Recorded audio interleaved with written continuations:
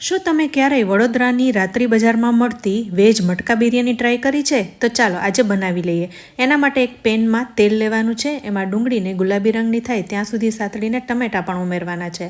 આ બંને સતળાઈ જાય એટલે મિક્સર જારમાં લઈ થોડું પાણી ઉમેરીને પેસ્ટ તૈયાર કરીશું. હવે ફરી પેનમાં તેલ લઈ બટર પણ સાથે ઉમેરીશું અને એમાં આદુ મરચાં લસણની પેસ્ટ, હળદર, ધાણા જીરું, કિચન કિંગ મસાલો, કાશ્મીરી મરચું, કસૂરી મેથી ઉમેરી બધું મિક્સ કરી થોડું પાણી ઉમેરીશું જેથી મસાલા બળે નહીં.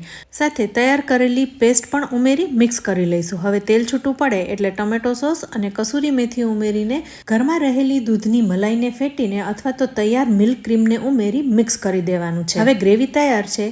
સાથે ભાત પણ આપણે તૈયાર કરી લીધા છે.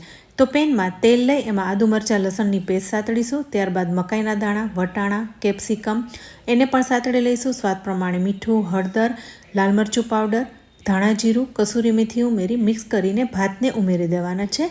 ત્યારબાદ બિરયાની મસાલો અને કસૂરી મેથીને પણ ઉમેરી દઈશું. હવે બિરયાની તૈયાર છે તો કાળી મટકીમાં સર્વ કરીશું. તો સૌથી પહેલાં તૈયાર કરેલી ગ્રેવીને ઉમેરી દેવાની છે. ત્યારબાદ તળેલા કાજુના ટુકડા, થોડા પનીરના ટુકડા અને તૈયાર કરેલી બિરયાનીને પણ સર્વ કરીશું. અને આ ગરમા ગરમ બિરયાની ઉપર ભરપૂર પ્રમાણમાં ચીઝ ઉમેરવાનું છે. અને છેલ્લે તળેલી ડુંગળી અને કોથમીરથી ગાર્નિશ કરી લઈએ.